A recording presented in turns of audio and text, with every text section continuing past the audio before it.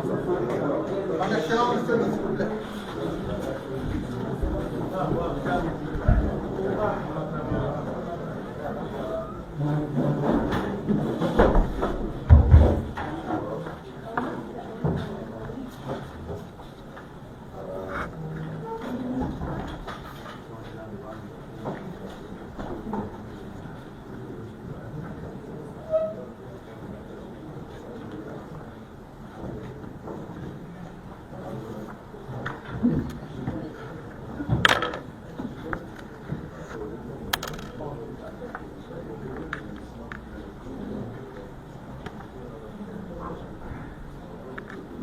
Mesdames et messieurs les journalistes,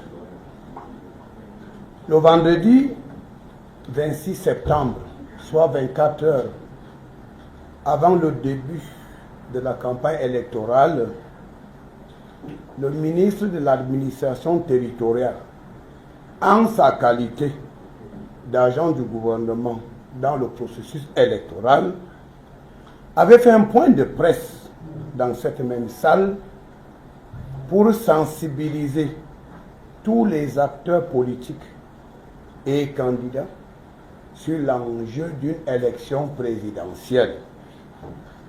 Aujourd'hui, vendredi 10 octobre 2025, soit 24 heures avant la fin de la campagne électorale, le MINAD a jugé nécessaire de faire un autre point de presse, cette fois-ci à l'intention des candidats, des observateurs, des ONG et des associations de la société civile, afin que tout le monde soit au même niveau d'information. Pendant près de 2 semaines, les candidats au scrutin présidentiel ont sillonné le pays dans la limite de leurs moyens. Les candidats se sont exprimés librement. On a tout entendu. C'est aussi cela la démocratie.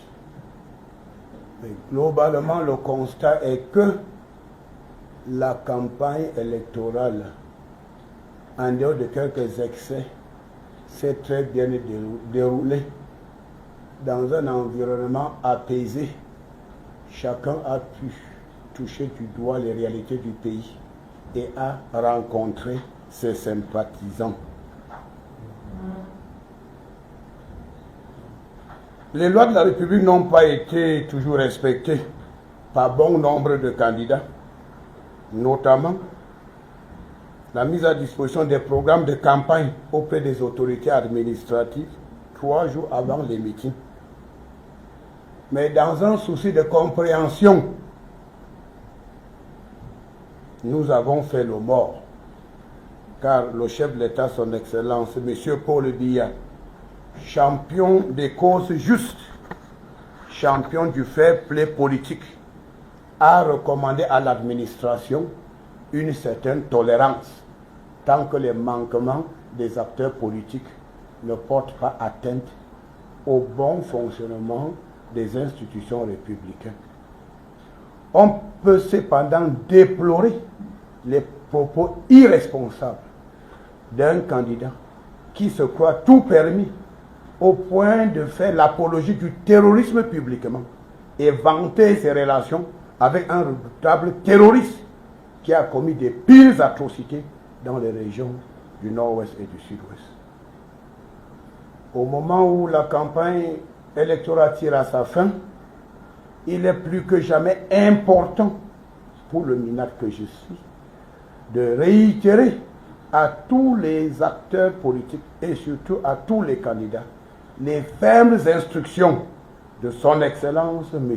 Paul Biya, président de la République, chef de l'État, chef des forces armées, sur l'encadrement du processus électoral. Ceux qui participent au scrutin présidentiel connaissent bien les règles du jeu et ont l'obligation de les respecter scrupuleusement. Le chef de l'État, son Excellence Paul Biya, a tout mis en œuvre pour un scrutin présidentiel bien organisé, crédible, transparent, apaisé et surtout dans un environnement sécurisé. Dès l'ouverture à la clôture des bureaux de vote, l'administration territoriale, à travers les gouverneurs des régions, préfets et sous-préfets, prendra les mesures idoines pour assurer le bon déroulement du scrutin présidentiel. L'ordre public sera renforcé sur l'étendue du territoire national. Dès la clôture des bureaux de vote, les instances chargées du recensement des votes débuteront leur travail qui devra se faire en toute sérénité, sans la moindre perturbation. Depuis bientôt 10 jours, j'entends parler des plateformes créées par un candidat à l'élection présidentielle pour soi-disant recenser les bulletins de vote dans les 10 régions. J'ai aussi appris à travers une radio internationale qui a un syndicat de je ne sais quoi qui aurait mis en place une plateforme pour recenser et proclamer les résultats du scrutin présidentiel. Il y a aussi cette initiative d'une jeune avocate à Douala qui aurait mis sur pied une plateforme ou application pour recenser et proclamer les résultats du scrutin présidentiel. Je voudrais rappeler à tous les candidats et surtout à ceux qui tapis dans l'ombre, coalisent avec des personnes de moralité douteuse et qui ont pour agenda caché d'activer ces plateformes illégales. Je leur dis sincèrement d'abandonner cette aventure criminelle, diabolique et dangereuse vouée à l'échec.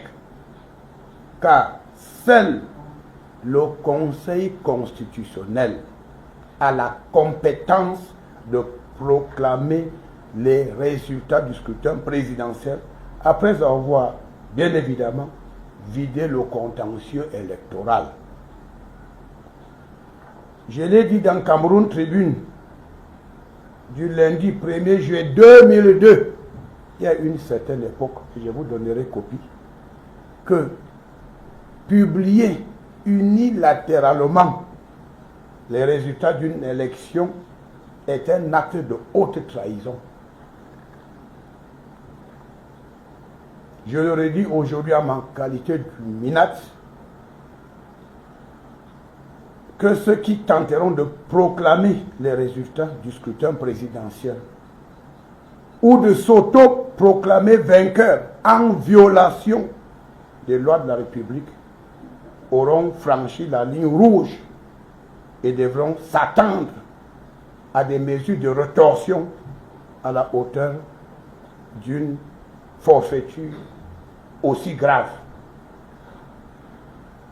Après le scrutin présidentiel du 12 octobre 2025, il y aura inévitablement des plaintes, des récriminations, des procès d'intention, comme cela ne manque jamais dans le monde. Mais les candidats doivent utiliser les voies légales pour défendre leurs droits ou faire valoir leurs arguments. Aucun écart de comportement ne sera toléré. Et je voudrais être très clair. Le titre de candidat à une élection présidentielle ne confère aucune immunité à quiconque.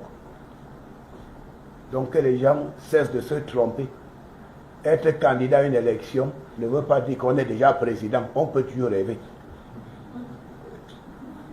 Avant d'entrer dans cette salle,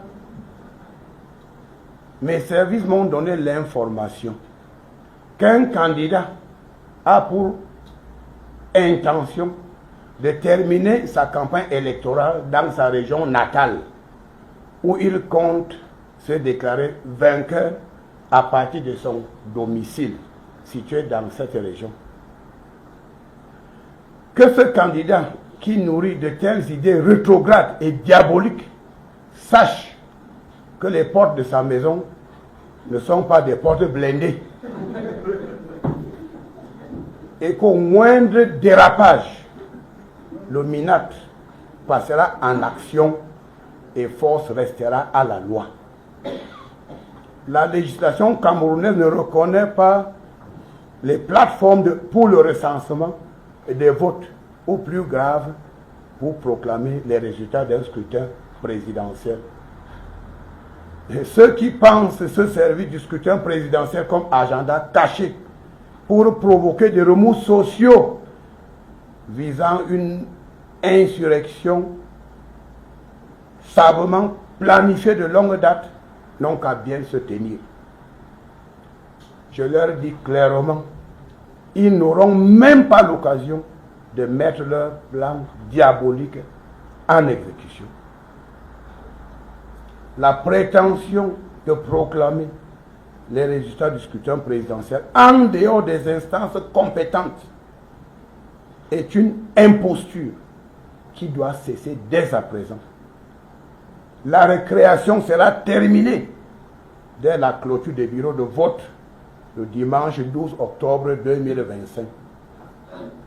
Attendre sereinement les résultats du scrutin présidentiel est la voie de la sagesse. L'imposture n'a pas de place au Cameroun.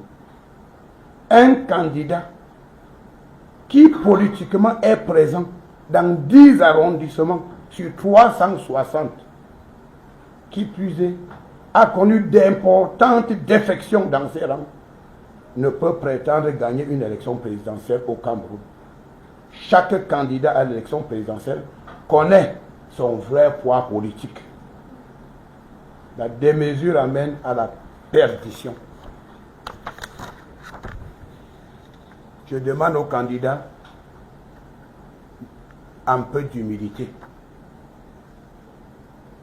Car une élection présidentielle est une activité sérieuse.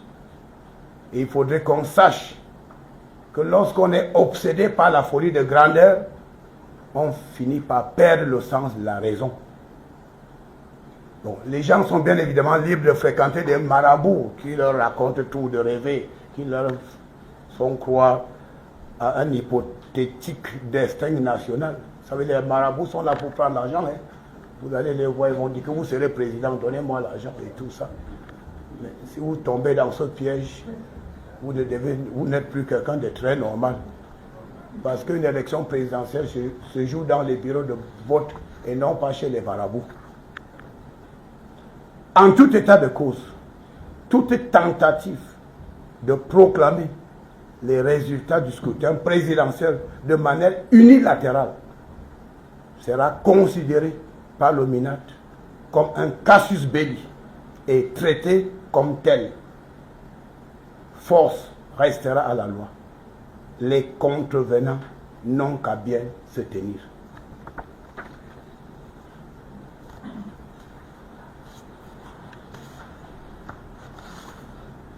Distinguished journalists, ladies and gentlemen, on Friday, 26 September 2025, that is, the Republic were violated by many candidates, particularly the requirement to make campaign programs available to administrative authorities 3 days before the rallies.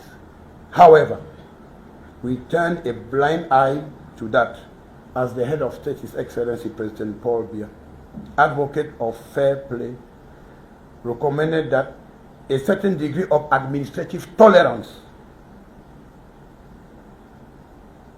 should be observed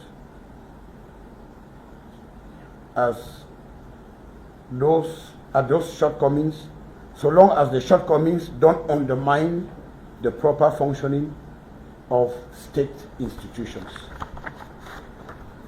However, we condemn reckless remarks from a candidate who thinks he can do whatever he likes, to an extent of publicly defending terrorism and boasting about his connections with a dangerous terrorist who has committed untold atrocities in the northwest and southwest regions. As campaigns draw to an end, it is quite imperative for the Minister of Territorial Administration, that I am, to reiterate to all candidates the firm instructions given by His Excellency President Paul Biya, Head of State and Commander-in-Chief of Armed Forces, with regards to the supervision of the electoral process. Those taking part in the presidential election are well aware of the rules of the game and are compelled to comply scrupulously. The Head of State, His Excellency President Paul Biya, has done everything to ensure that the presidential election is well organized, credible, transparent, fair, peaceful, and secure. The Minister of Territorial Administration, through governors, divisional officers, sub-divisional officers, shall take appropriate measures to ensure the smooth running of the election from the opening to the close of polling stations. Public order shall be reinforced throughout the national territory. As soon as the polls are closed, voting counting bodies shall begin their work, and this exercise is expected to go on peacefully and hitch-free. For close to 10 days now, I've been hearing about platforms created by a presidential candidate purportedly to count ballots in the 10 regions. I've also learned through international media about a trade union that has set up a platform to count votes and announce the result of the presidential election. There is equally an initiative by a young lawyer in Douala who has created an application to count votes and publish the election results. I would like to call on all candidates, especially those conspiring with people of dubious character, with plans to activate these illegal platforms, to abandon this criminal initiative which cannot prevail. It should be restated that only the Constitutional Council has the authority to announce the results of the presidential election after resolving any election-related disputes.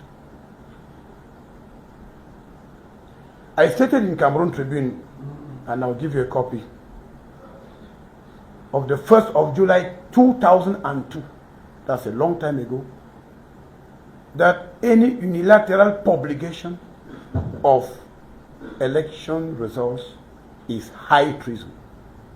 Today, in my capacity as Minad, I repeat that those who attempt to announce results of the presidential election or any self-proclaimed victory in violation of the laws of the Republic would have crossed the red line and should be ready to face retaliatory measures commensurate to their crime. After the presidential election of 12 October 2025, there will obviously be grievances, accusations, lawsuits, as it is the case all over the world. However, candidates must make recourse to legal means to defend their rights or state their case. No misconduct from whosoever shall be tolerated. The title of a presidential candidate does not confer any immunity on whosoever. I want to say it again clearly, that the title of a presidential election candidate does not confer any immunity on whosoever. Prior to getting into this conference hall, my services have informed me that a candidate has the intention of ending his electoral campaign in his native village and intends to declare himself the winner from his home. This candidate, who is nursing such outdated and diabolical ideas should know that his house does not have armored doors, and that in the event of the least blunder, Mina will take immediate action and law must prevail. The laws of the nation Cameroon do not recognize vote counting platforms, and worse still, proclaiming the results of a presidential election. Those who want to use the presidential election as a pretext to incite social upheaval, aim at causing a well-planned uprising, should be very careful. We will not give them the opportunity to start their diabolic plan. The claim to announce the presidential election results instead of the competent bodies should not even start from any quarters.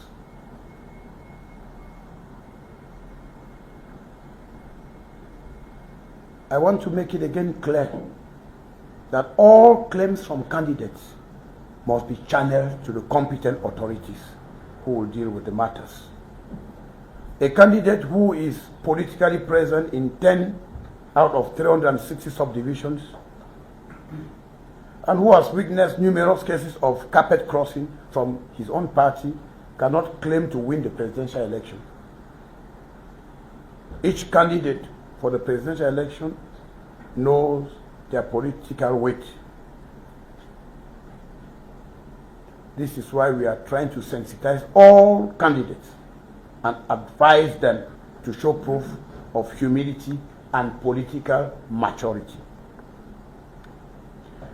Obviously, people are free to visit marabouts who will make them think that tomorrow there will be this or that head of state, but you know the marabout is there to take your money. He will never tell you that he will not attain the purpose for which you came for him.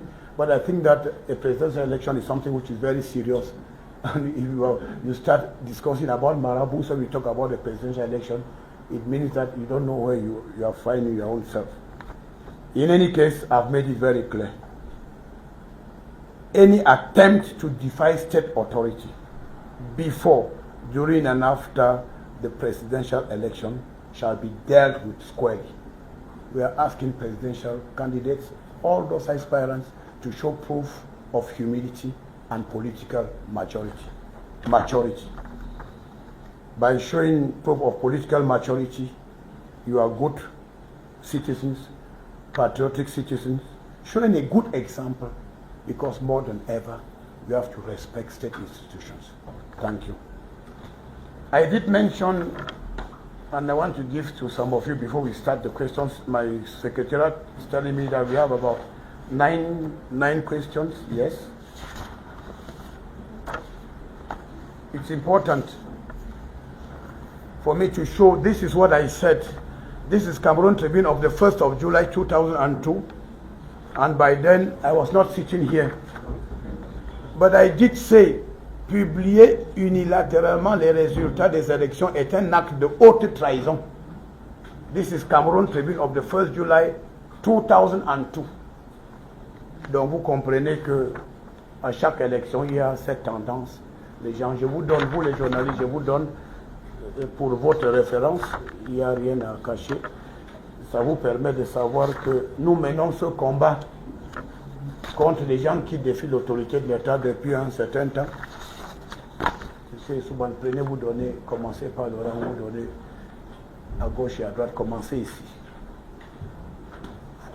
Les premiers 5 et de l'autre côté les premiers 5.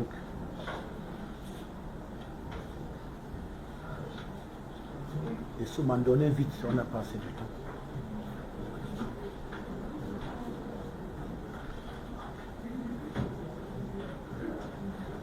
C'est Cameroun Tribune, 1er juillet 2002. Donc ça date d'un certain temps. Prenez, vous donner de ce côté. No problem, madam. Don't worry, we will not. Come. We'll remove Africa Bank. Yes, and you put PLCTV. PLCTV. Ok. Bon, Madame Selcom va commencer avec les questions parce que nous devons aller. Madame Selcom, quand il s'agit de questions, je vois s'il y a France 24 qui doit avoir la première question. Donc, est-ce que les caméras, je souhaite que les caméras mettent le focus sur la personne qui pose la question. Ou bien, Madame, I told you that. Yes. Yeah, bring it here. Bring it close. Take it out. Okay. France 24. Oui, bonjour et merci, monsieur le ministre. Alors, je constate que vous avez consacré votre propos liminaire ou votre intervention sur ce que vous appelez des plateformes illégales et surtout les acteurs qui auraient l'intention de proclamer des résultats de manière illégale. La question que je voudrais vous poser, c'est celle de savoir la différence que vous faites entre la mise à disposition des résultats à partir du moment où la loi électorale stipule que le document est public et que ces résultats sont immédiatement proclamés dans les différents bureaux de vote. Donc, quelle différence faites-vous entre cette mise à disposition des résultats qui est possible par tout citoyen qui se trouve dans ce bureau de vote et la proclamation des résultats qui est dépend du Conseil constitutionnel comme vous l'avez indiqué? Merci pour la question. La différence est fondamentale. Nous avons un processus et nous avons dit les candidats qui prennent part à cette élection sont bien au courant de ce qui se fait. Et le code électoral du Cameroun, je peux dire, c'est le meilleur code électoral au monde. Parce que chaque parti politique, en principe, doit avoir un représentant dans un bureau de vote. C'est ce qui est. Bon, j'ai vu que ceux qui ont fait la campagne ont boudé le monde rural. Ils sont restés dans les grandes villes. Je ne sais pas si une élection se gagne dans les grandes villes, mais bref. J'ai dit, le représentant de chaque candidat, c'est celui-là qui défend les intérêts de son parti. Ce n'est pas les plateformes. Les plateformes ne font pas partie du processus. C'est ça l'argument de l'administration. Les plateformes des syndicats, non, ne font pas partie du processus. Vous êtes un parti X. À la fin du scrutin, on fait le recensement, on publie et vous signez un procès verbal. Et le procès verbal va d'un endroit à l'autre. C'est ça la procédure légale, connue. Alors, quelqu'un qui a soi-disant cette plateforme illégale, qui est à Douala, et il prétend qu'il va communiquer les résultats de Kousséri, il le fera comment alors que physiquement il n'a personne à Kousséri? Le territoire national est très vaste. Donc, c'est une imposture. C'est des gens qui ont un agenda caché, qui vont fabriquer des résultats et qui vont donner ce que vous appelez des tendances, et pour amener l'opinion à être focalisée sur tel contre tel. Et c'est ça où nous disons que c'est illégal. Moi, je préfère le dire, n'est pas le fait. Il y aura des interpellations. Ça, je préfère le dire.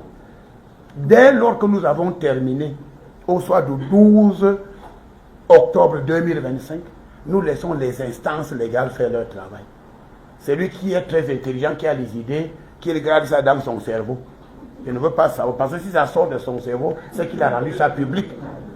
Donc s'il a rendu ça public, il devient le client de l'administration. Ce qui est dans votre cerveau, gardez ça dans le cerveau. Dès que vous rendez ça public, en matière électorale, vous devenez le client de l'administration. Je veux ordonner votre interpellation. Aussi simple que ça. Vous constatez que malgré ces excès, regarde la campagne électorale, le pays est tranquille. Nous avons fait le mort. On a dit aux gens, il faut signaler. Mais quand les autorités administratives nous appellent pour dire que tel candidat n'a pas signalé, nous disons, laissez-le faire la campagne. Laissez-le. Laissez-le. Je dis qu'il n'a pas eu le temps de vous informer, mais laissez-le. Donc, le président Paul Biya, qu'est-ce que le président Paul Biya? Tant que les manquements ne piétinent pas l'ordre public, tant que ça ne porte pas atteinte au bon fonctionnement, n'est-ce pas, des institutions républicaines, nous appliquons ce qu'on appelle la tolérance administrative. Mais nous rappelons qu'au soir du 12 octobre 2025, la tolérance administrative est terminée et la récréation sera également terminée. Donc chacun maintenant va essayer avec une petite calculatrice, si vous avez eu des représentants dans les bureaux de vote, vous faites votre petit calcul et vous restez tranquille. Parce qu'en ce moment-là, ça ne dépend plus de vous. C'est-à-dire, ce sont vos représentants qui viendront vous dire que bon, dans tel bureau de vote, on avait comme ça, on avait. Et puis vous prenez, vous gardez, ainsi de suite. Puisque le procès verbal est signé par les partis politiques présents dans le bureau de vote. C'est ça le problème. Et vous avez constaté, c'est une histoire que nous connaissons. Quand je parlais déjà en 2002, il ne faut pas publier les résultats. C'est parce que même ceux qui sont incapables de mettre les agents, leurs agents dans les bureaux de vote, ce sont ceux-là. Alors que le devoir, c'est d'abord de mettre les agents dans le bureau pour défendre vos intérêts. Les gens ont été incapables de mettre des agents dans les bureaux de vote, mais ils disent qu'ils ont plutôt créé des plateformes. C'est ça que nous disons qu'il y a une tricherie inacceptable. Donc le processus pour l'instant se déroule normalement.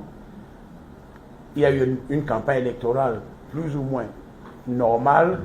Il y a eu quelques écarts de comportement, des excès verbaux, donc j'ai signalé dans mon propos. Mais nous disons aux gens, les plateformes là, gardez ça dans votre sac, gardez ça dans votre mallette. Si dès lors qu'une information est publique, qui est de nature à perturber le processus, vous devenez le client de l'administration et on va vous traiter comme tel. Ça, vraiment. Ça, je préfère dire aux gens clairement que ceux qui vont tenter cette aventure dangereuse, qui vise à proclamer les résultats, ou quelqu'un qui va... Vous avez vécu ce qu'on a vu ici en 2018, où il y a eu les élections le 7. Et dès le 8, un candidat s'est auto-proclamé vainqueur, qu'il a gagné, avant de se ravier pour dire que j'irai au contentieux électoral. Non, ça là, on a laissé 2018. On ne va pas laisser ça passer en 2025. C'est pour ça que je dis bien que quand vous êtes candidat, ça ne vous confère pas l'immunité. Donc si vous posez un acte illégal, vous devenez le client de l'administration et de la justice. Voilà. RFI, deuxième sur la liste.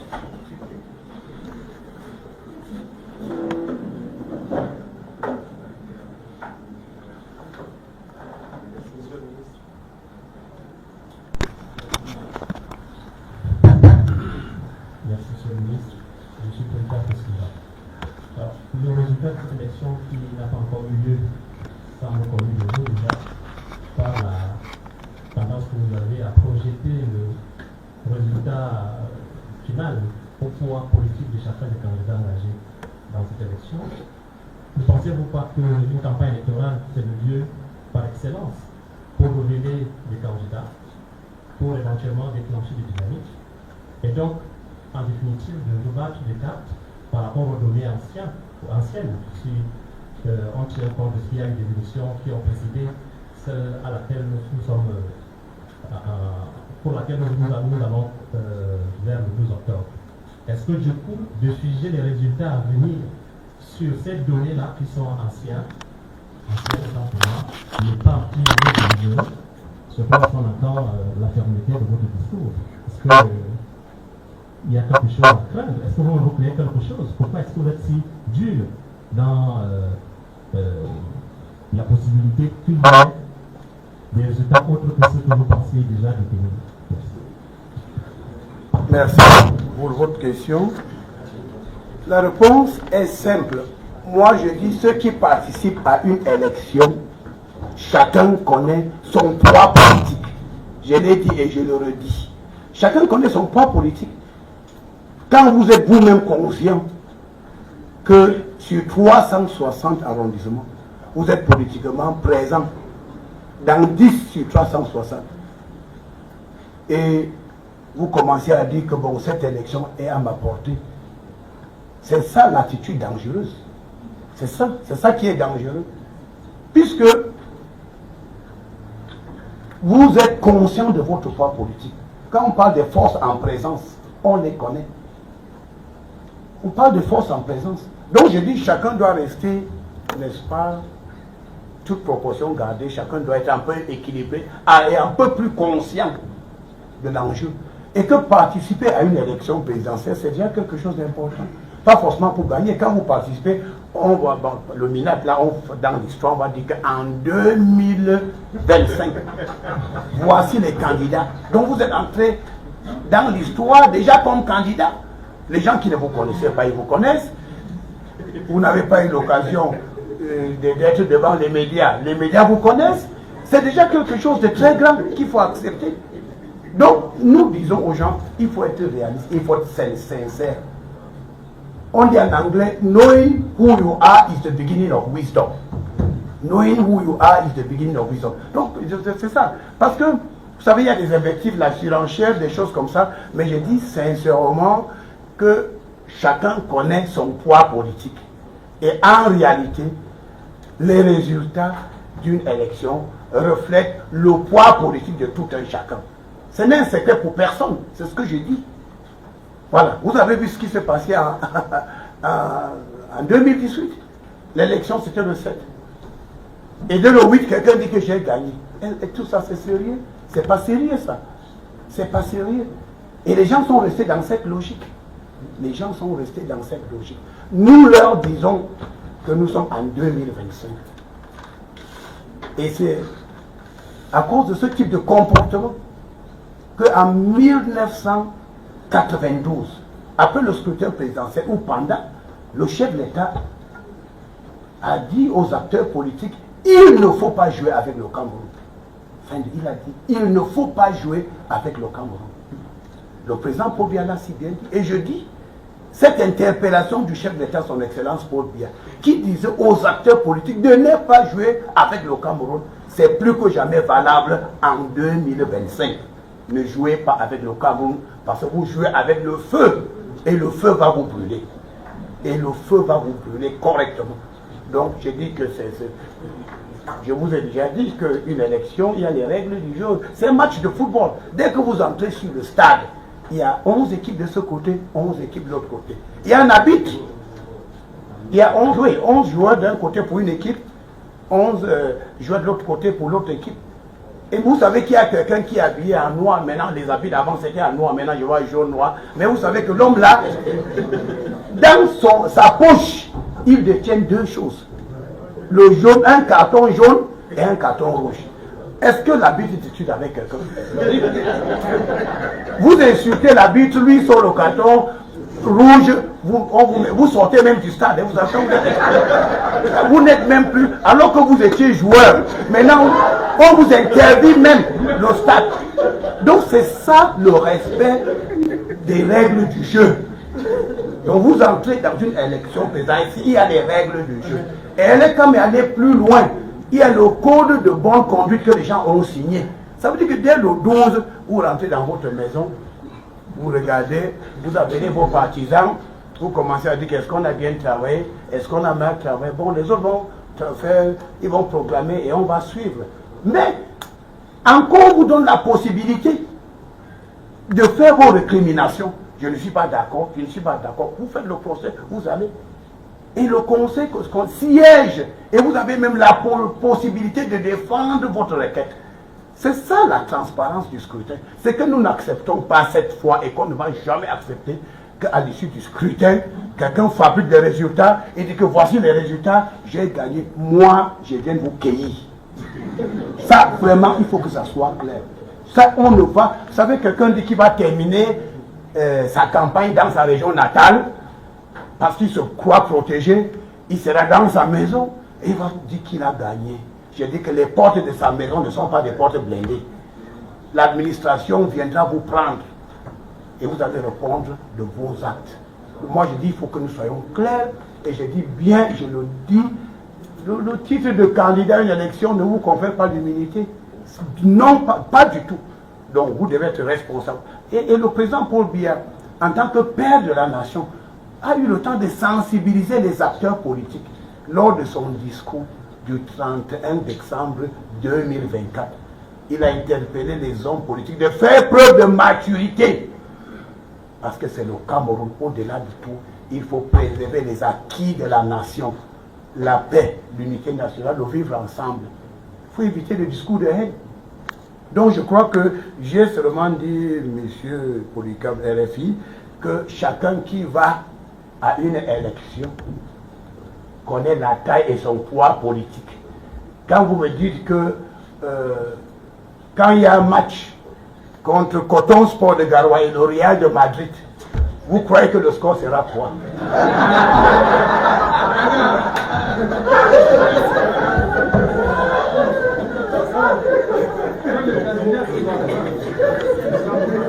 Cameroun Tribune.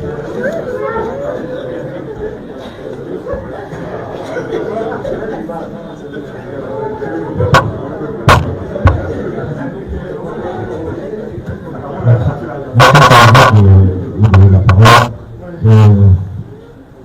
Ma question porte sur la participation des différents acteurs impliqués au processus. Ça, c'est le terme de tir. Rassurer l'opinion nationale et internationale que tous les acteurs impliqués, électeurs, candidats en lice, observateurs, ONG, vont effectivement se voir ce jour-là dans le strict respect de les démissions qui leur sont dévolues en toute liberté. Merci. Merci. Merci pour la question. Je crois que le scrutin, c'est après-demain. Et nous avons déjà, s'agissant des observateurs, je crois qu'ils sont nombreux. J'ai donné le chiffre quand j'ai fait mon point de presse après le scrutin. Mais il y a plusieurs observateurs. Ils sont très nombreux cette fois-ci. Ils sont très nombreux. Ils ont été accrédités, vont faire le tour des 10 régions. Les candidats, à ce que je sache, la campagne s'arrête demain, samedi, c'est terminé à minuit. Et maintenant, les vraies choses vont commencer. C'est ça que j'ai dit aux gens, nous avons été tolérants, nous avons fermé les yeux, nous avons toléré beaucoup de choses, mais la récréation sera terminée demain. Dès qu'on ouvre les bureaux de vote le dimanche, et puis on fait les bureaux de vote, les vraies choses vont commencer. Donc chacun regagne sa place, c'est ça. Chacun regagne sa place. L'administration, l'organisation du scrutin, c'est les gars. Ce n'est pas le rôle de l'administration. L'administration est là pour l'encadrement du processus et veiller au bon fonctionnement du processus électoral. Ça veut dire, par exemple, nous avons eu un cas où, il y a 2 jours, 2 partis politiques ont choisi le même site, à la même heure, pour faire le meeting politique. Alors nous, et c'était 2 partis qui ne s'aiment pas tellement. Hein. Alors, quand l'administration est devant une situation comme ça, on dit, bon, vous avez adressé votre demande lundi, vous avez adressé votre demande mardi, donc la priorité, c'est celui qui a adressé la demande lundi, aussi simple que ça. Aussi simple que ça. On fait des arbitrages, c'est comme ça. Voilà. Donc on dit que donc, vous voulez le même site, parce que c'est le marché, les gens veulent la foule, comme ils ne peuvent pas rassembler les foules, ils vont à côté des marchés pour faire un peu du tapage. Mais nous leur disons, d'accord, mais vous avez fait une demande lundi, l'autre a fait mardi, donc celui qui a fait lundi, c'est lui qui va là-bas. Donc on fait des arbitrages pour l'intérêt de tout le monde. Donc je voudrais vous rassurer que les observateurs, les candidats, les gens pourront vaquer librement pour l'espace. Chacun pourra défendre ses intérêts. Parce que qu'est-ce qui va se passer le jour de vote? C'est maintenant les états-majors, chacun est quelque part, il cherche à savoir qu'est-ce que ça se passe bien, est-ce que ça se passe. Et à la fin, quand on va signer les procès-verbaux, ainsi de suite, le processus qu'on met globalement, pour l'instant, les choses se déroulent normalement.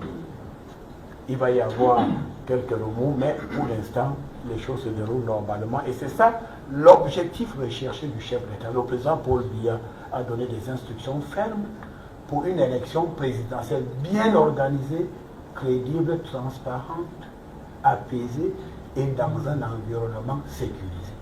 Donc, nous allons y veiller et je crois que pour l'instant, il n'y a pas assez de soucis. CRTV,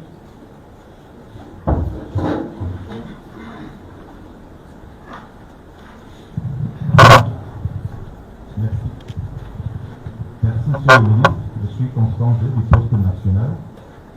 Permettez-moi, Monsieur le ministre, d'insister sur cette statistique que vous avez évoquée, à savoir qu'un candidat qui est présent dans 10 arrondissements, représenté dans 10 arrondissements, sur 360 contre le Cameroun, vous affirmez qu'il ne peut pas pourtant remporter une élection présidentielle au Cameroun. Est-ce qu'il y a un candidat que vous visez particulièrement? Qu'est-ce que vous voulez dire exactement, Monsieur le ministre? Merci. Je reviens encore sur la logique du poids politique, poids électoral. Je dis, chacun qui participe à une élection connaît son poids électoral. J'ai suivi, entendu beaucoup de choses des candidats. Je ne vais pas citer quelqu'un particulièrement, mais vous pouvez suivre mon regard. Mais en réalité, je dis que celui-là qui dit que quand il sera au palais d'étudier, je ferai ceci, je ferai cela. Vous voyez, j'ai suivi cette campagne électorale. J'ai trouvé des jeunes un peu corrects, les gens qui disent qu'ils sont venus apprendre, les gens qui disent que bon, c'est une première expérience, ils sont en train d'apprendre, le Cameroun est complexe, même si nous ne gagnons pas, on fait voilà, des idées que l'administration peut utiliser. C'est ça la voie de la sagesse. Les Camerounais n'aiment pas l'aventure, encore moins l'imposture. Donc, je dis parce qu'il y a un candidat depuis un certain temps qui tient un discours, je ne sais pas, étrange. Il dit que bon, il a consulté les ancêtres, il a consulté les marabouts, il a consulté je ne sais pas qui, et les gens lui ont dit que vraiment c'est le moment. Bon, vraiment, ton temps est arrivé. Bon, une élection présidentielle, ce n'est pas une plaisanterie, au-delà de tout. On n'est pas là pour plaisanter. Il s'agit d'un projet de société, un projet politique, contre un autre projet politique. Donc je le dis sincèrement, que vous ne pouvez pas. Celui qui a bonne conscience, qu'il sait que politiquement, il est représenté dans 10 arrondissements. Il sait qu'il ne pourra déployer peut-être que 100, peut-être 200, peut-être 300 argent dans les bureaux de vote. Et si vous déployez 300, 400 ou 500 agents de bureaux de vote sur plus de 30 000 bureaux de vote, vous pensez que quel sera le résultat? Il y a eu des candidats qui participent au scrutin. Bon, il y a des candidats qui pensent même qu'ils n'étaient pas très bien outillés, qu'ils peuvent faire alliance avec d'autres, mais tout ça, c'est des jeux. Mais l'humilité, c'est même ça. Quand quelqu'un sait que vraiment cette affaire me dépasse, il vaut mieux que je soutienne quelqu'un d'autre. C'est aussi faire preuve de sagesse et de réalisme. Hein, vous savez, ça fait... Bon, c'est ça. Donc moi, je dis que c'est un processus. Il y a les lois, il y a les règles. Mais je dis clairement, puisque le ministre de l'Agriculture, j'ai la carte électorale, j'ai le poids politique de tout un chacun. Je connais au moment où je vous parle, je peux vous dire exactement le nombre d'endroits fréquentés par chaque candidat au moment où je vous parle. Au moment où je suis en train de vous parler, je peux vous dire que voici la carte du Cameroun. Nous avons 360 arrondissements. Je peux vous sortir une fiche à l'instant en disant que voici les localités visitées par tel ou tel. Au moment où je vous parle. Au moment où il n'y a qu'un seul parti politique qui a été capable de toucher les 360 arrondissements du Cameroun. Un seul. Je ne veux pas parler de ce que les autres, mais je dis qu'au moment où je vous parle, puisque j'ai les statistiques, à chaque fois qu'un candidat arrive dans une localité, le préfet de Souk me fait le rapport que je reçois à l'instant tel candidat. Quand il quitte cette localité pour aller à l'autre, je reçois un rapport que ce candidat a fait comme ça. Donc je vous dis, et je dis bien ce que j'ai dit, que le candidat dont on parle aura été, je ne sais pas, on va dire quoi, 10, 20 ou 30 arrondissements sur 360. Non, il faut cesser de blaguer. Ça, moi, je dis que chaque candidat connaît son poids politique. Et je dis que les résultats d'un scrutin présidentiel est le reflet, c'est le reflet du poids politique de tout un chacun. C'est ça la réalité. Donc, nous devons être humbles. Et donc, voilà, nous disons qu'on laisse les instances faire leur travail. Dès lors qu'on a voté, on a terminé, il ne faut pas la surenchère, les invectives, tout ça, ça ne sert à rien. Dès lors qu'on a voté, nous laissons les instances compétentes faire leur travail. Mais je dis que les candidats ne sont pas obligés d'accepter ce que qu'on fait à gauche ou à droite. Voilà pourquoi nous disons qu'il y a les voies de recours et ces voies, c'est des voies légales. Voilà, c'est tout ce que je dis. Tant que vous allez agir dans un cadre légal, vous êtes l'ami de l'administration. Quand vous allez tenter de défier l'autorité de l'État, on va vous rappeler à l'ordre.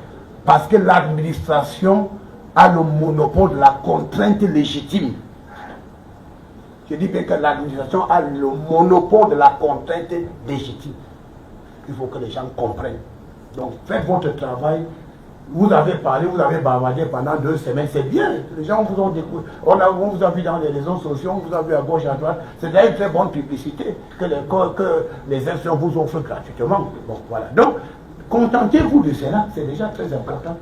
Il faut parler au-delà. Donc, ceux qui ont créé des plateformes, d'abord nous avons interpellé des gens, on a saisi des téléphones portables, on a saisi des documents. Pour le moment, on va commencer à vérifier ce qu'on trouve dans ces plateformes, les communications, les messages, que c'est les uns et les autres ont décidé. Et le moment venu, vraiment, on remettra à la justice et la justice fera son travail. Nous sommes dans un processus, nous insistons sur le respect de la légalité républicaine et qu'on laisse les instances compétentes faire leur travail. C'est un processus électoral et dès qu'on est candidat, on doit respecter les lois qui régulent le processus électoral. Je vous remercie. C'est English.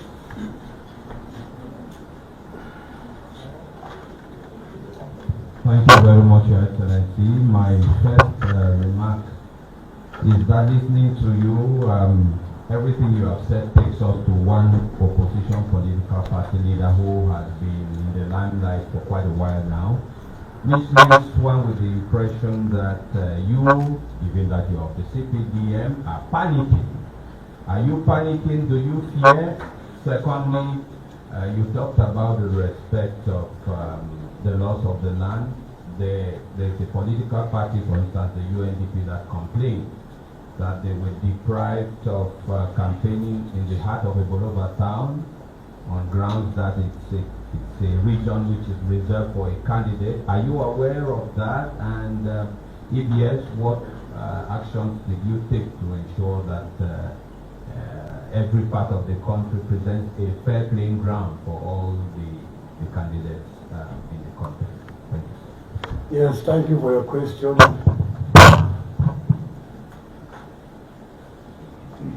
The administration, you know, we have the authority to regulate, to control, and to exercise a certain amount of fair play. To the best of my knowledge, all the candidates have gone, they have toured the regions, they have gone left and right, and they have not had restrictions.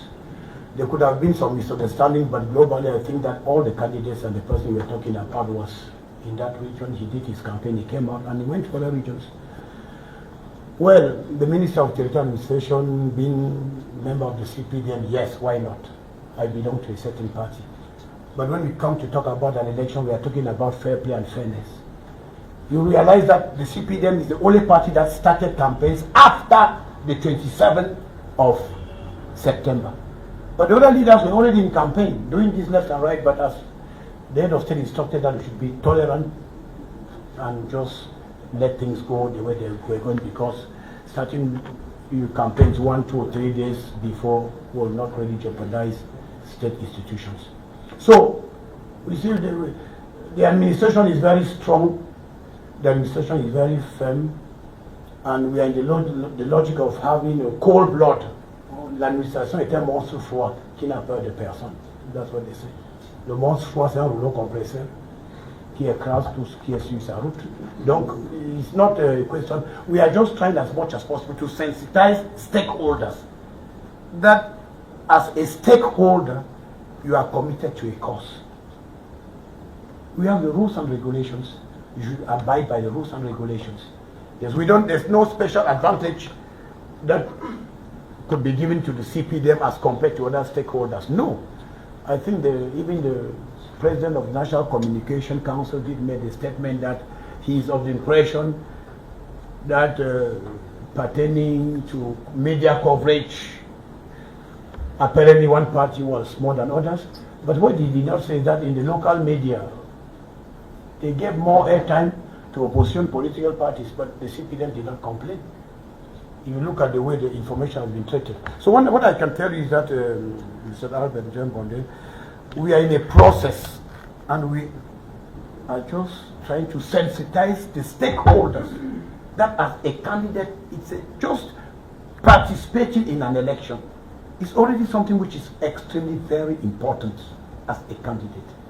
You are not a candidate. When you create a political party, what is the objective? Is to get to power. You understand? Yes. But I said knowing who you are is the beginning of wisdom. Let us be honest. Yes. I said that if Cotton Sport has to play with Real Madrid, what is the outcome of it? You already know what will happen. Even Cotton Sport going in the pitch will say that let me just go and accomplish this formality. To Cotton Sport, it will be a formality because with Cotton Sport is a team in Cameroon, but Cameroon, as the indomitable lions, can win a jam. We have done it so many times. But I'm talking about Cotton Sport, which is a team, a local team. But I'm not talking about the indomitable lions who can do and undo, and they have done it so many times.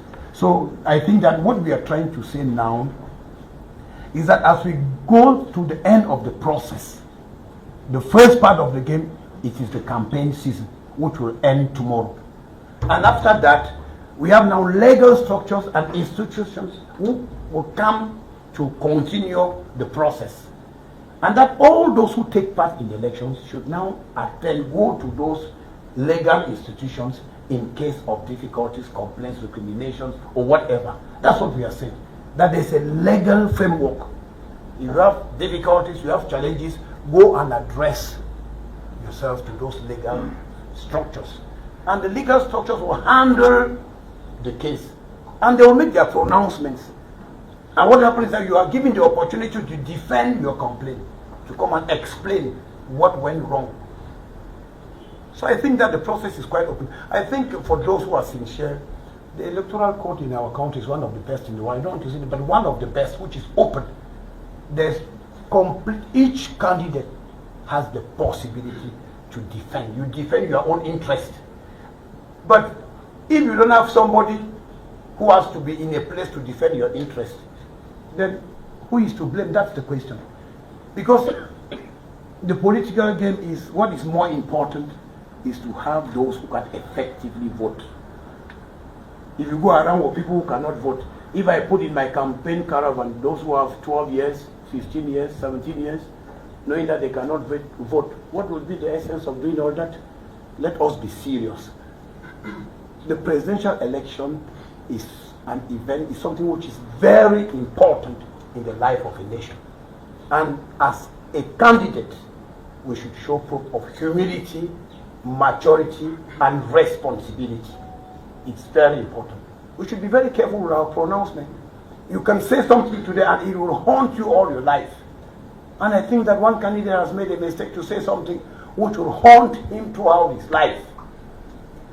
Because saying it is one thing. When people start doing the analysis, the implications, and the outcome, that maybe he will say, had I known, et quand on dit si je savais, quand on est dans le village, si je savais, c'est déjà trop tard. So it's important for people to be conscious. Thank you. Is the BBC?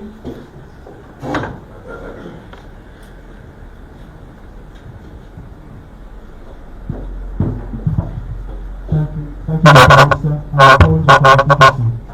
I would just like to find out, the election on Sunday is coming at a time when separatist fighters have said that people cannot vote in large people.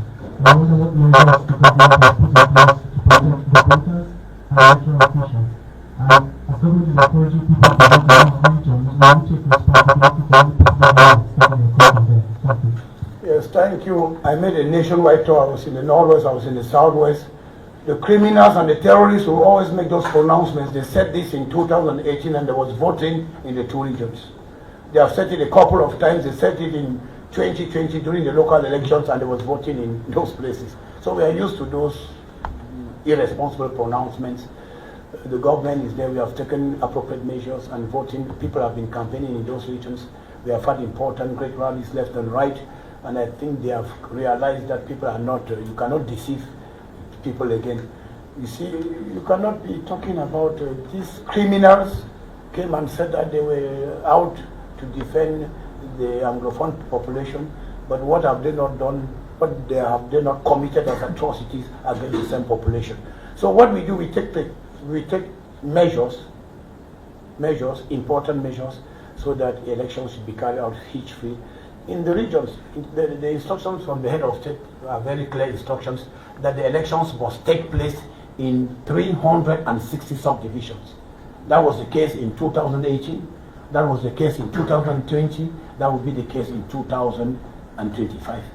So I can tell you that the measures have been taken and the elections will be conducted hitch-free in the two regions. Thank you. With Al Jazeera.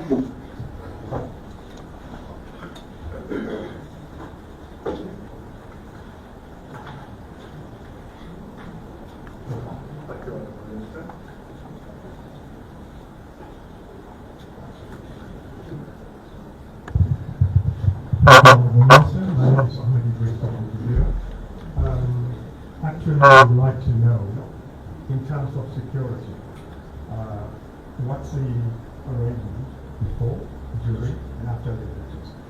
We're talking about how much boots on the ground, how much firepower are we talking about, and do you anticipate post-election crisis, and what is being done to prevent something like that? Thanks. Yes, thank you. I did say when I started, I made a pronouncement. I gave the instruction from His Excellency President Paul, the Head of State, Commander-in-Chief of Armed Forces, who gave firm instructions to the administration and the forces of law and order to take all necessary measures so that the elections should be conducted hitch-free. After the elections, I can tell you, we should not be afraid of anything. There will be no conflict. You know, they will be crying and gnashing of teeth. People will be crying and saying that. But I say, you want to cry, stay home and cry. We don't want to see people on the streets. It's an election. I've said it time and again. If you have anything to say, you want to shed tears, you think that things are, just stay in your house. You understand? Because, you see, we are out to protect people and their property. And the woman going to the market to sell, or the young man going to his shop or to do his activity, has nothing to do with the process. What we are saying that politicians should not take the nation hostage, and especially dubious politicians. So we try as much as possible to put in place proper mechanisms for elections to be conducted hitch-free.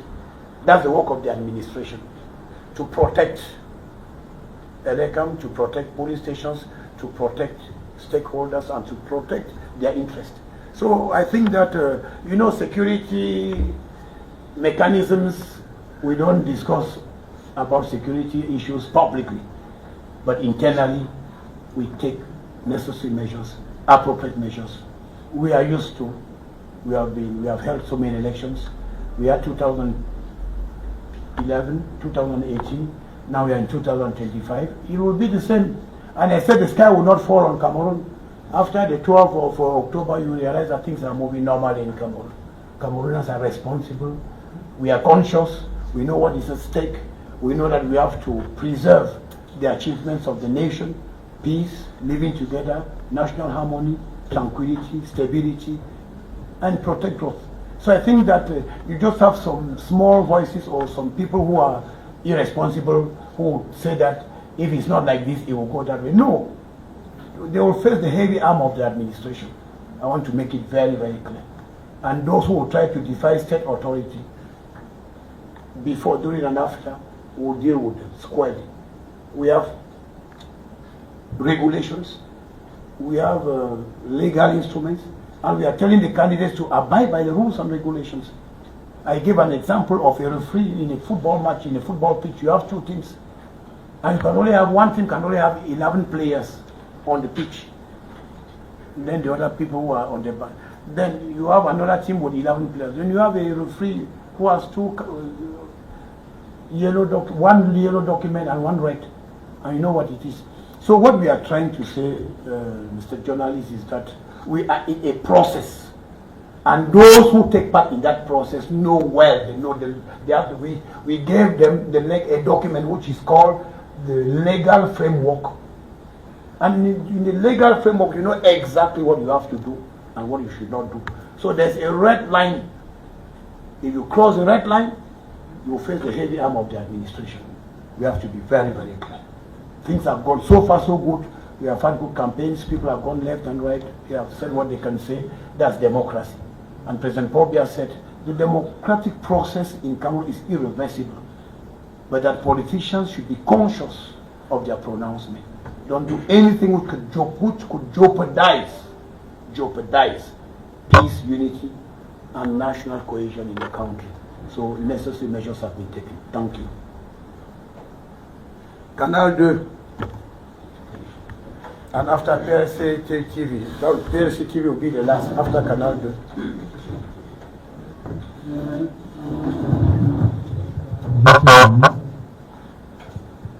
Merci. Alors, monsieur le ministre, vous avez parlé de transport de Garoua, de la ville de Garoua, d'un candidat qui serait retranché à Garoua dans sa résidence. Je n'ai pas parlé d'un candidat qui est retranché dans sa. J'ai dit un candidat qui va être retranché dans sa, sans prononcer la localité. Est-ce que, monsieur le ministre, nous parlons aujourd'hui du ministre Chiroma? Est-ce que, puisque vous évoquez la relation avec des sécessionnistes, des séparatistes, il faut savoir que le ministre Chiroma a annoncé au cours d'un meeting avoir des amis de l'autre côté chez les séparatistes. Est-ce que nous parlons de lui aujourd'hui? Est-ce que vous parlez de lui sans pouvoir l'assumer par crainte, comme le suggérait avec Jean Bondé tout à l'heure, ou par mépris? Ou alors vous parlez de Cabral Ibi peut-être par mépris, Cabral Ibi que vous avez toujours annoncé comme étant hors cause pour la présidentielle. Je voudrais savoir pour sortir, monsieur le ministre, pourquoi on organise une élection au Cameroun à plus de centaines de milliards, alors que vous, le ministre de l'administration territoriale, vous connaissez déjà le vainqueur.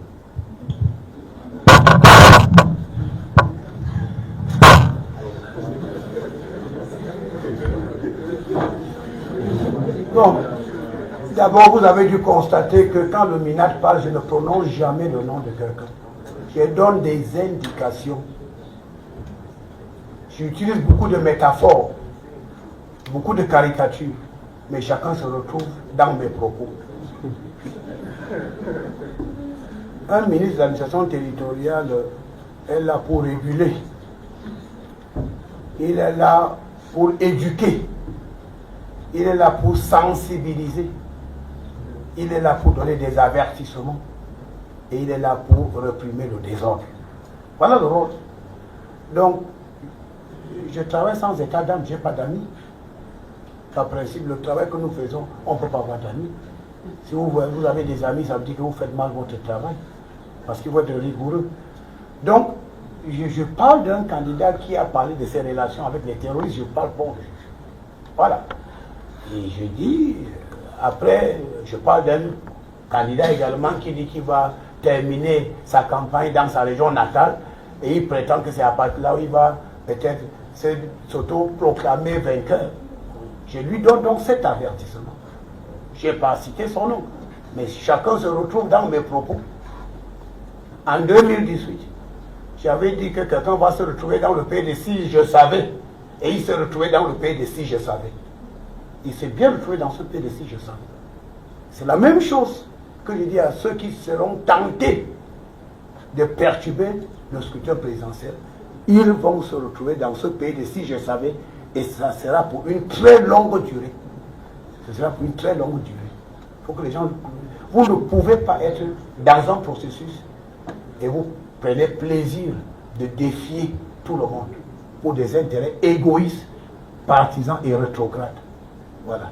Moi, je parle sincèrement. Le MINAC ne peut pas vous dire qui va gagner l'élection présidentielle. Ce n'est pas mon rôle. Mais je dis, je peux quand même vous dire qu'à date, là où je vous parle, je peux vous dire que sur les 360 arrondissements, il y a seulement tel ou tel qui a pu faire campagne dans les 300. Je peux plus que les statistiques. Les gouverneurs sont là, les préfets sont là, les sous-préfets sont là. Et quand vous arrivez, avant même d'arriver, je reçois le rapport que vous êtes en train d'arriver. Quand vous sortez, je reçois le rapport. Donc j'ai la carte électorale. Voilà pourquoi je dis, je ne dis pas que je connais. J'ai dit que celui qui est représenté politiquement dans 10 arrondissements sur 360 et qui a même connu des défections importantes au sein de sa formation politique ne peut pas avoir la prétention de gagner cette élection présidentielle. Il est même très loin. Alors, moi, je n'ai pas dit que le Cameroun a l'opposition la plus bête du monde. C'est pas moi qui l'ai dit. J'ai lu ça quelque part. Que le Cameroun avait l'opposition la plus bête du monde. J'étais quelque part, j'étais en train de lire. Bon, je ne sais pas qui a fait ces analyses. Bon, je ne sais pas. Mais j'ai lu que oui, bon, est-ce vrai, est-ce pas vrai, on verra. Mais c'est pour dire qu'on ne peut pas tromper les gens. Nous devons être sérieux et responsables. Je vous ai dit, ça je peux le dire, le RDP, c'est le seul parti qui a respecté le programme de la campagne. Tout le monde est entré en campagne avant. Mais nous, dans l'administration, on a fait le mort. On a fait le mort. Donc on a vu, on a dit qu'on n'a pas vu.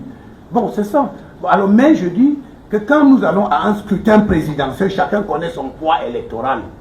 Chacun connaît son poids électoral. Alors, est-ce que vous me voyez en train de... Non, je dis, nous avons des institutions. Nous avons des institutions. Et quand vous acceptez un processus, ça veut dire que vous avez accepté les règles du processus. Et vous devez les accepter du début jusqu'à la fin. En cours de chemin, on ne peut pas se soustraire. C'est une trahison. Je vous avais vu. Ça, c'est bien Cameroun Tribune. Lundi 1er juillet 2002. Voilà Tanganji Paul. Publier unilatéralement les résultats des élections est un acte de haute trahison. Je l'ai dit en 2002. Je n'étais pas ministre. Je l'ai dit aujourd'hui encore. Si vous le faites, c'est un acte de haute trahison et vous allez faire face à la rigueur de l'administration. Ça, je le dis. En 2002, vous voyez, c'est combien d'années? Mais ça, c'est une déclaration qui est encore d'actualité.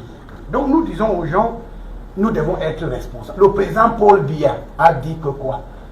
Au-delà de tout ce que nous faisons, le plus grand vainqueur, c'est le Cameroun. C'est le Cameroun qui a triomphé. Le président Paul Biya est chef d'État. Mais dans son humilité, il parle de la nation, il parle du Cameroun. Il ne parle pas de lui, il parle du Cameroun. Voilà pourquoi il interpelle les responsables pour lui en disant il ne faut pas jouer avec le Cameroun. Il ne faut pas jouer avec le Cameroun. Moi, je voyage, je travaille, je vais un peu partout. Le Cameroun, sur la conduite éclairée du président Paul Biya, est un pays respecté, est un pays courtisé. Parce que gérer 422 ethnies, vraiment anglais, français, musulmans, chrétiens, animistes, et que tout le monde se retrouve, on se reconnaît comme un pays uni. C'est quelque chose de formidable. Vous avez vu, depuis la campagne, il y a des musulmans qui sont avec des catholiques, avec des protestants, ils font la prière, ils font tout ça, pour que le processus se déroule normalement. Ça veut dire que les Camerounais sont conscients des enjeux d'une élection présidentielle. Ce n'est pas une blague. J'ai vu des candidats qui font de cette affaire une blague. Que ces candidats fassent attention. J'ai dit, je veux toujours le dire, le président Paul Biya dit, il ne faut pas jouer avec le Cameroun. Et plus que jamais, j'ai dit aux candidats, ne jouez pas avec le Cameroun. Vous êtes candidat, d'accord. Et c'est une administration, nous avons été très corrects. Vous connaissez ce qui se passe ailleurs. Vous croyez que c'est facile d'être dans un gouvernement, de démissionner, et le gouvernement vous laisse participer à un scrutin présidentiel? Le Cameroun, c'est un pays extraordinaire. Ça, je vous le dis. Ça aurait été ailleurs, ça, je vous le dis sincèrement, ceux-là, je ne sais pas là où ils seraient aujourd'hui. Je vous le dis. Et c'est ça le Cameroun.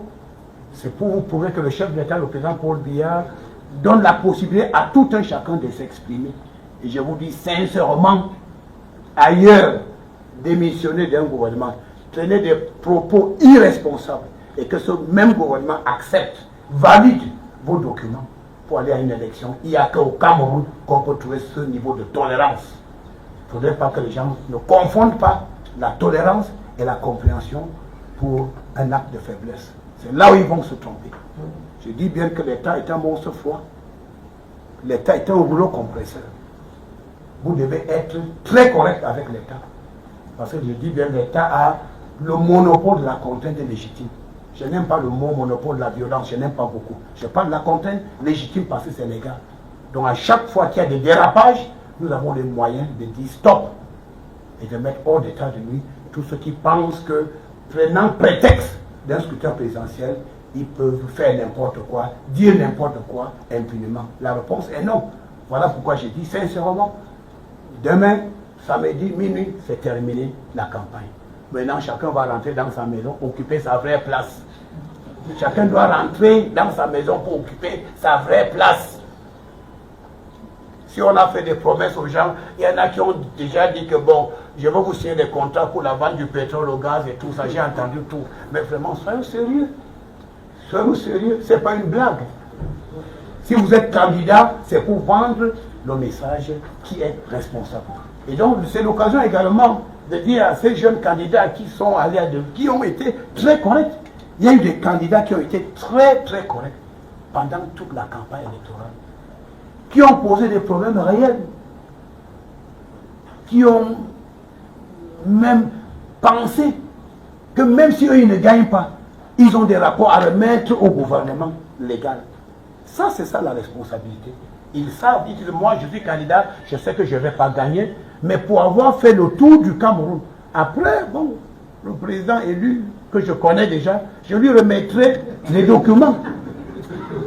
C'est ce que le candidat lui-même dit, que moi je suis candidat, mais je connais mon poids politique, je connais le président qui sera élu. Mais quand il sera élu, comme il a plus de représentation nationale que moi, j'irai en toute humilité vers lui pour dire que, bon, monsieur le président, voici ce que j'ai pu recueillir pendant ma campagne, et est-ce qu'on ne peut pas exploiter ça pour le bien-être commun? C'est ça la maturité politique. Donc ces gens-là qui ont bien rêvé, c'est bien de rêver. Mais vous savez, parfois, j'espère que quand ils vont se heurter à la réalité, et quand ils vont retrouver leur vraie place dans la société, il n'y aura pas de crise cardiaque. Mais je dis sincèrement, c'est un processus électoral. Tout le monde doit faire preuve de maturité, tout le monde doit faire preuve de responsabilité, et tout le monde doit savoir, comme le président le dit, le président Paul Biya le dit chaque fois, nous devons préserver les acquis de la nation. La paix, l'unité nationale, le vivre ensemble, la cohésion sociale, c'est ça les acquis que nous devons tous préserver. Sur cette note, je pense que mon message a été clair. Dans vos médias, vous devez relayer afin que nous soyons tous au même niveau d'information. Parce que dès le 12 octobre, à 18 h, vous aurez un autre visage de l'administration. Je vous remercie.